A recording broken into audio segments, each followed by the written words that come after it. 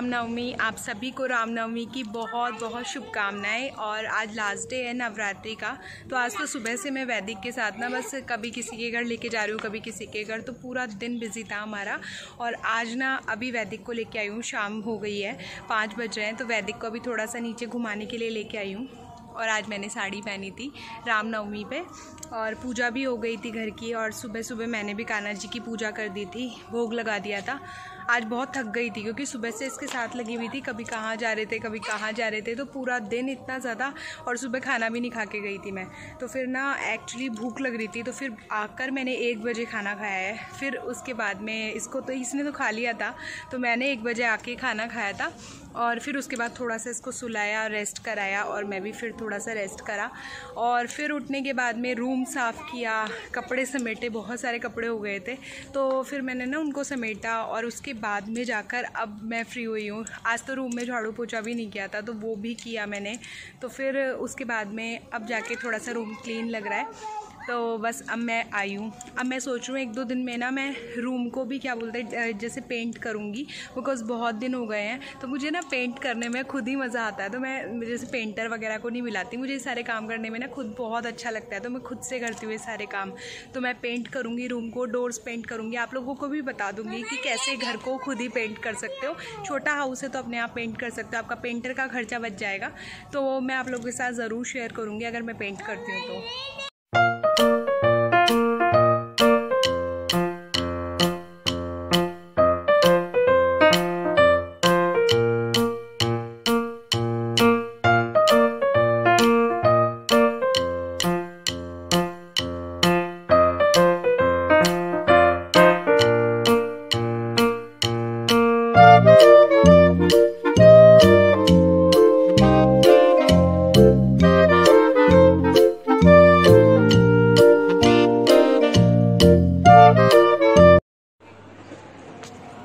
आज मैंने अपना जो रूम है वो क्लीन किया है।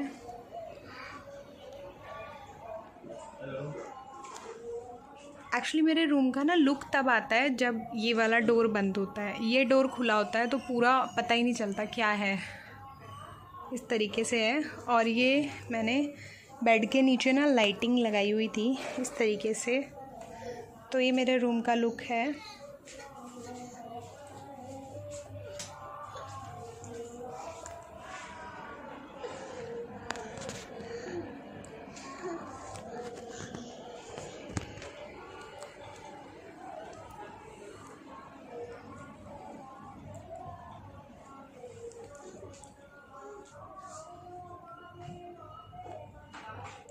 मैंने भी अभी चेंज कर लिया है और साड़ी उतार दी है, टी शर्ट पजामा पहन लिया है। अब बनाऊंगी खाना, डिनर की तैयारी करूंगी। तो डिनर में आज मैं बना रही हूँ सांभर चावल। एक्चुअली सांभर चावल क्या होता है कि हमारा पेट होता है इवनिंग का, कि उसमें सारी सब्जियां डाल दो। कोई भी दाल ले लेती हूँ, ऐसा नहीं है पर्टिकुलर अरहर की दाल ही लूँगी, तो कोई भी दाल ले लेती हूँ, उसके साथ में सांभर मैं बनाती हूँ। बहुत अच्छा बनता है, टेस्टी लगता है चावल के साथ में। तो एक टाइम रोटी नहीं बनानी पड़ती, चावल खा लेते हैं सभी लोग। कभी कभी होता है जैसे मन नहीं होता किसी का, तो रोटी भी बनानी पड़ती है, तो फिर चावल बना दूँगी। और अब सर्दियाँ आ जाएगी ना, अलग अलग तरीके की रोटियाँ मतलब हम लोग बनाते हैं, जैसे कभी मक्के की, बाजरे की, गेहूँ का तो नंबर ही नहीं आता सर्दियों में हमारे यहाँ पर। मेरे वैदिक ने क्या बनाया है? ये वैदिक आपने त्रिशूल बनाया शिव जी का। वैदिक को ना एक्चुअली मतलब स्पिरिचुअल जो नॉलेज है ना, उनके उससे रिलेटेड मैं स्टोरीज सुनाती रहती हूँ। तो इसके माइंड में कभी भी ना जैसे मिक्की माउस हो गए, डोनाल्ड डक, ये जो भी कार्टून्स होते हैं, इवन जो आजकल बच्चे जो देखते हैं डोरेमोन, कुछ भी देखते होंगे, तो वो चीज़ वैदिक कभी भी नहीं देखता है और हमेशा स्पिरिचुअल स्टोरीज़ देखता है। अभी भी आप देख सकते हो गणेश जी की स्टोरीज़। इस तरीके से मैं इसको दिखाती हूँ ताकि जो हमारा धर्म है उससे मैं इसको इंट्रोड्यूस करवा सकूं। और जैसे कुर्ता भी इसका फेवरेट है, हर शिव जी का है, हर हर महादेव का, ऋषिकेश से लेके आया था। तो अपने टॉयज से मतलब इसको मैं कार बनाने के लिए लेके आई थी। कार नहीं बनाता, इससे भी ये त्रिशूल बनाएगा, कभी गदा बना लेगा, कभी कुछ बनाएगा। तो मतलब इसके माइंड में हमेशा से ही यही चीज़ें हैं, स्पिरिचुअल नॉलेज ही है। वैदिक आपको ना वो जटावली वाला मंत्र आता है ना, वो सुनाओ इसको ना। शिव तांडव स्तोत्रम जो है वो भी याद हो गया है। चिकू एक बार सुनाओ, शिव तांडव स्तोत्रम जटावली वाला कौन सा है? वो बोलते हो भुजंग जटावली वाला सुना दो एक बार प्लीज। नहीं वो सुनाओ, एक बार सुना दो प्लीज। जटावली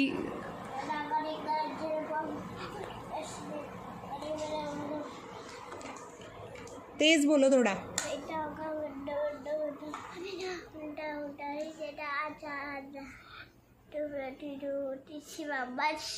थोड़ा तेज सुनाओ, जोर से सुनाओ, अब सुनाओ।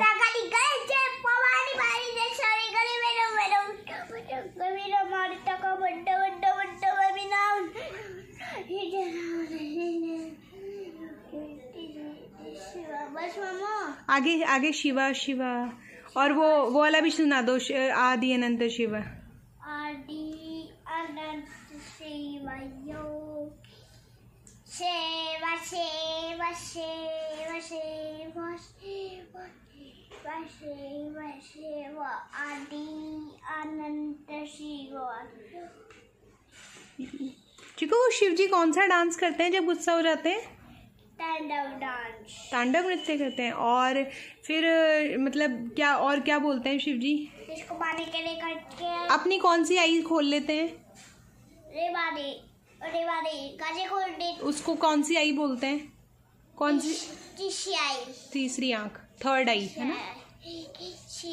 Very good, very good, well done मेरा बच्चा। मेरी तीसरी आंख है। तेरी नहीं है तीसरी आंख, अपने नहीं होती, अपने यहाँ पे अंदर होती है छुपी हुई। इसको पॉइंट को दबाना चाहिए, इससे आपकी तीसरी आंख खुल जाएगी कभी तो। आज है रामनवमी और मेरे कान्हा जी छोटे से राम लग रहे हैं। और आज मैंने इन्हें निकाल के दिया है मक्खन, जो कि मैंने हाथ से निकाला है, मतलब इलेक्ट्रिक वाला यूज़ नहीं करती ब्लेंडर। बहुत ज़्यादा जल्दी होती है ना कभी, तभी यूज़ करती हूँ, वैसे हाथ से निकालती हूँ। तो मैंने हाथ से निकाला है माखन और कान्हा जी को आज भोग लगाया है माखन का। तो कान्हा जी को हमेशा जैसे माखन भोग लगाती हूँ, तो आज तो बहुत दिनों बाद निकाला है मैंने माखन। तो कान्हा जी को भोग लग गया है, बिहारी जी को भी लगा दिया था। अब माखन लेके चलती हूँ। ये देखिए कितना फ्रेश लग रहा है और बहुत टेस्टी लगता है रोटी के साथ खाने में। मैं जब बचपन में ना खाना खाती थी ना, तब कभी भी घी नहीं खाती थी, जैसे जो नॉर्मल घी होता है।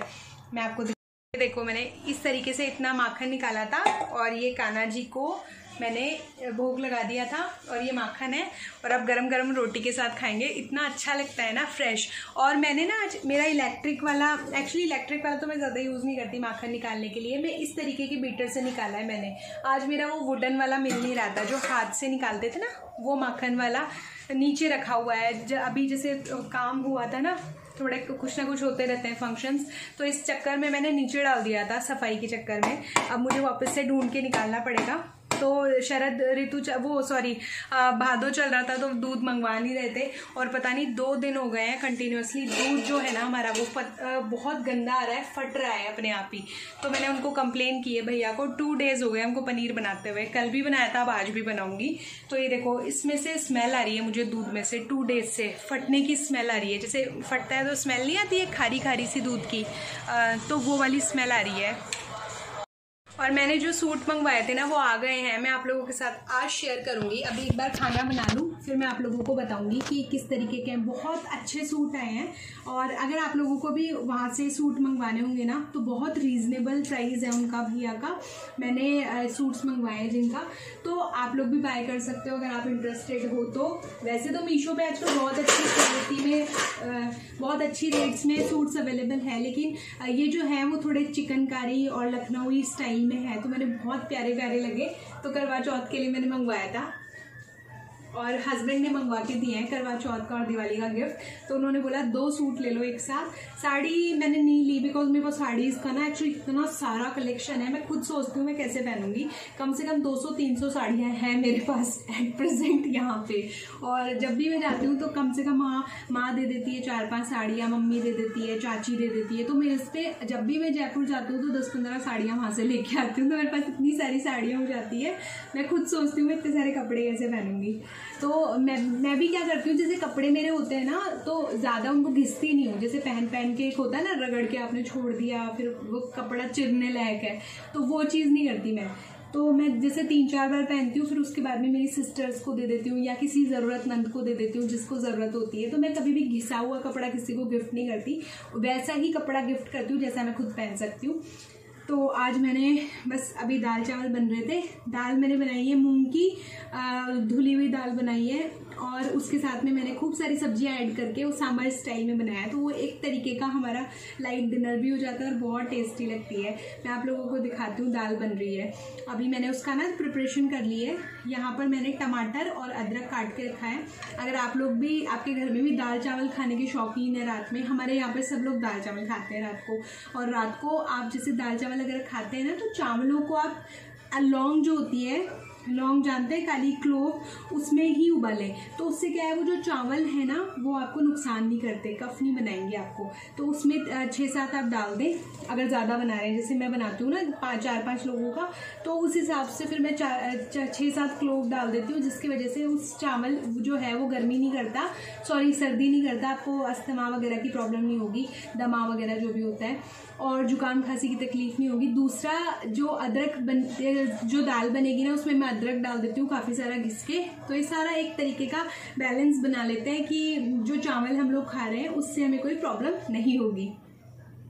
मेरे घर में ना कभी भी रिफाइंड ऑयल यूज़ नहीं होता है, आप देख सकते हो। यहाँ पर सरसों का तेल है, कच्ची घानी का, और ये जो ऑयल है ये है मूंगफली का तेल।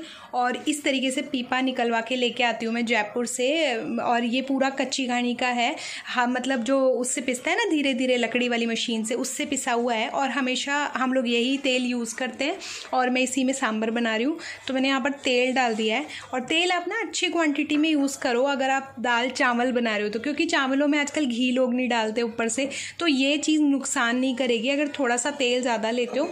इसको आप बना रहे हो तो मैंने थोड़ा सा तेल ज़्यादा लिया है यहाँ पे दाल में, और इसमें जीरा डाल दूंगी, हींग डाल दूंगी, उसके बाद ये जो मसाला है वो सब डाल के और इसको बस छोंक दूंगी। और यहाँ पर मैंने सब्जियाँ डाल दी है, जितनी भी आजकल सीजनेबल सब्जियाँ होती है सब डाल दी है। थोड़ी सी मूंग की दाल डाली है, और इसको सिर्फ 1 सीटी लगवाया है। पहले उबाला है, फिर जो मैंने आपको प्रोसेस बताई है, इसका झाग निकाल लेना है, वो हेल्थ के लिए अच्छा नहीं होता है। तो वो निकालने के बाद 1 सीटी लगवा दी है, बस इससे ज़्यादा नहीं लगवानी, क्योंकि उतने में ही ये जो मूंग की दाल होती है वो पक जाती है। तो जल्दी से निकाल लिया है, और अब जल्दी जल्दी मैं बनाती हूँ। चीज़ मैं आपको और बताना चाहूँगी, जब भी हम लोग ना इस तरीके से सब्जियां बनाते हैं ना, तो आजकल लाल सब्जी होती है, एकदम चटक लाल रंग की सब्जियां खाने के हम बहुत ज़्यादा शौकीन हो गए हैं। एक्चुअली जो लाल एकदम बहुत ज़्यादा रेड चिली खाना ना हमारी सेहत के लिए अच्छा नहीं होता है। उससे बेटर ऑप्शन है आप अपने खाने में ग्रीन चिली ऐड कर सकते हो। इस तरीके से मैंने यहाँ पर डाल दी है, और थोड़ी सी जैसे अगर आपको हल्का सा पसंद है तो तड़के में, जब हम लोग तड़का मैं हमेशा बाद में लगाती हूँ, सब्जियों में दाल वगैरह में हमेशा बाद में लगाती हूँ। तो तड़का जब आप बना रहे हो ना, उसमें थोड़ी सी आप डाल दो गरम गरम तेल में, तो वो कलर आ जाता है। तो बहुत ज़्यादा आपको लाल मिर्च नहीं डालनी पड़ेगी, आप अगर हरी मिर्च ऐड कर दोगे अपने खाने में। तो यहाँ पर मैंने डाल दी है, और खाने में फिर उसके बाद में ना मैं ये टमाटर डाल दूँगी, तो इससे भी सब्ज़ी लाल हो जाती है। बहुत ज़्यादा लाल मिर्च मैं नहीं डालती हूँ हमारे यहाँ पर खाने में, और जिसको खानी होती है हरी मिर्च ले लेते हैं, हरी मिर्च के साथ खाते हैं। यहाँ पर बन गया है गरम गरम सांभर, और इसके साथ बनी है चावल बने हैं इसके साथ में। और चावल ना पतीले में बनाया करिए, कभी भी कुकर में चावल नहीं बनाने चाहिए, क्योंकि जो इसकी मांड होती है ना उसको हमको निकालना होता है। अगर आप मांड को निकालोगे नहीं तो वो आपके स्वास्थ्य के लिए बिल्कुल अच्छी नहीं है। आप उसका सूप बनाकर पी सकते हो निकालने के बाद में। अगर किसी को बहुत ज़्यादा शरीर में गर्मी है तो उसके लिए वो बहुत अच्छा काम करेगा। तो इस तरीके से आप चावल बनाइए, खुले बर्तन में बनाना चाहिए चावल को हमेशा। और मैंने बना दी है दाल, और अब भोग लगने के लिए गया हुआ है, भोग लग के आएगा फिर प्रसाद बन जाएगा। सब मिक्स कर दूंगी इस खाने में, उसके बाद हम लोग खाना खाते हैं। जब भी हम लोग ना भोग लगा हुआ खाना खाते हैं, प्रसाद खाते हैं ना डेली, तो ऐसा नहीं है कि कोई विशेष दिन होता है, मतलब कोई पर्टिकुलर डे है जिस दिन हम लोग प्रसाद मतलब खा रहे हैं या भगवान को भोग लगा रहे हैं। हमारे घर में डेली 2 से 3 बार जब भी कुछ बनता है तो भगवान को पहले भोग लगता है, उसके बाद हम लोग खा रहे हैं। चाहे से वो मखाने हो, छोटा मोटा कुछ भी बनेगा। इवन ऐसा नहीं है कि बनाते बनाते मैंने कुकिंग में से बीच में चखना शुरू कर दिया है, तो वो चीज़ गलत होती है। तो हमको हमेशा ना भगवान जी को भोग लगा के खाना खाना चाहिए। ये क्या करता है, आपकी बॉडी में एक तरीके के मेडिसिन का काम करता है। जब भी हम लोग भोग लगाकर खाना खाते हैं ना, तो वो हमारी बॉडी में मेडिसिन की तरीके से काम करेगा। कभी भी खाने को ऐसे लालच की नज़र से नहीं देखना चाहिए, उसको हमेशा ऐसे सोचना चाहिए भगवान जी का प्रसाद है और जैसा भी है बहुत अच्छा है। तो अगर इस तरीके के स्पिरिचुअल नॉलेज से, मतलब इस तरीके की चीज़ से आप अगर खाना खाते हैं ना, तो आपका जो माइंड है उस फूड को एक्सेप्ट करता है और जाकर आपके बॉडी में वो फूड डाइजेस्ट होता है प्रॉपर तरीके से, आपको उस फूड से रिलेटेड कोई भी इशू नहीं होगा। फिर आप घर का खाना आपको हमेशा लगेगा। बहुत लोग बोलते हैं मैं बहुत कुछ खाता हूँ, लगता नहीं है। एक रीज़न स्पिरिचुअल तरीके से अगर हम लोग देखें ना, तो ये भी होता है, आप उस फूड को एक्सेप्ट नहीं करते हो। आप क्या करते हो, बाहर का जो पिज़्ज़ा बर्गर ये सब मिल रहा होता है, उसी में आपका दिल बसा है, आपको लगता है बस वो चटपटा सा मिल जाए वही खा लें। तो वो जो खाना है वो दूषित है एक तरीके का। तो अगर आप अपने बच्चों को अभी से इस तरीके से भोग लगाकर खाना देते हो, थोड़ा सा बच्चों को बोलो, बच्चे वो चीज़ करेंगे, थोड़ा सा पेशेंस रखना होता है। फिर उसके बाद गरम गरम खाना जो है अपना खाओ आराम से बैठ के। और हमेशा जब भी खाना खाते हैं, वैदिक को मैंने हमेशा से सिखाया है, प्रणाम मंत्र बोलो और भोजन मंत्र बोलो, उसके बाद में खाना खाओ। तो ये सारी जो रीजंस है ना, एक्चुअली सारी वैल्यूज है हमारे इंडियन कल्चर में। इसका बहुत बड़ा साइंटिफिक लॉजिक है। आपकी स्टमक की जो अग्नि है ना, उसको खराब नहीं करता है। आपको हमेशा जो भी मील आप खा रहे हो वो आपके बॉडी में जाके अच्छे से डाइजेस्ट होगा। आप कभी बीमार नहीं पड़ोगे उस खाने को खाने से।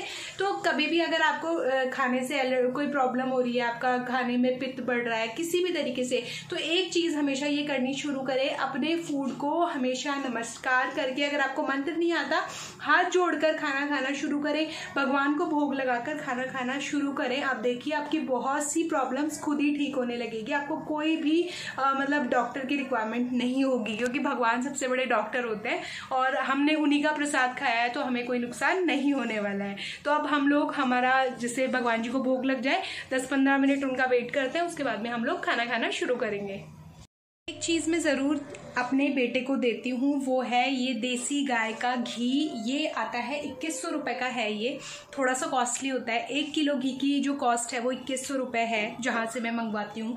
तो ये जो घी है ना, ये आपके बच्चे के लिए बहुत ज़्यादा ज़रूरी है। आप अपने बच्चों को ना इतने सारे टॉयज़ दिलाते हो, आज की डेट में बहुत सारी चीज़ें उसको ला के देते हो। मैं वैदिक को बहुत सी टॉयज़ में इन्वेस्ट नहीं करती हूँ कभी भी उसको, और बहुत से गिफ्ट्स मैं उसको नहीं ला के देती हूँ। जो सस्ती चीज़ें होती है ना, वही मैं उसको ला के देती हूँ, और बाकी के गिफ्ट्स उसको नानी से मिल जाते हैं, बुआ से मिल जाते हैं। तो मैं कभी भी गिफ्ट्स में, बहुत से टॉयज़ में उसका पैसा बर्बाद नहीं करती हूँ, और मैं इंश्योरेंस में भी अपना पैसा बर्बाद नहीं करती हूँ। मैं वैदिक को ये चीज़ खिलाती हूँ, घी खिलाती हूँ। जो घी है ना, एक्चुअली उसके लिए सब कुछ है, इसमें सब कुछ है। आपको बच्चे की ग्रोथ की टेंशन नहीं है, तो ये चीज़ मैं मिला दूंगी इसकी दाल में। तो आप बच्चे को अगर ये चीज़ देते हो ना, बस फिर आपको टेंशन लेने की ज़रूरत नहीं है कि आपके बच्चे की जो खाने के न्यूट्रिशंस है वो पूरे नहीं हो रहे। ये सब कुछ आपके बच्चे को देगा। और मेक श्योर ये पूरा 1 चम्मच अगर आप उसको देते हो सुबह के खाने में, शाम के खाने में, तो 1-1.5 चम्मच मैं इसकी दाल में डाल दिया है। ये आपके बच्चे के लिए ग्रोथ के लिए बहुत ज़्यादा ज़रूरी है। और बच्चा ही नहीं, अगर आप खुद भी ग्रोथ करना चाहते हो, अच्छा हेल्दी खाना चाहते हो ना, इंश्योरेंस के चक्करों में मत पड़ो, ये चीज़ें खाओ। ये बहुत ज़्यादा न्यूट्रिशियस है। वो चीज़ें मरने के बाद काम आएगी, ये आपके जीते जी काम आएगी। खाना खाने के बाद ना मैं ऐसे बैठ जाती हूँ, वज्रासन में बैठ जाती हूँ, आधा घंटा बैठी रहूँगी। तो इससे आपकी खाना जो है वो बहुत अच्छे से डाइजेस्ट होता है। तो आप हमेशा खाना खाने के बाद ना इस तरीके से वज्रासन में बैठ जाओ। मैं आपको दिखाती हूँ।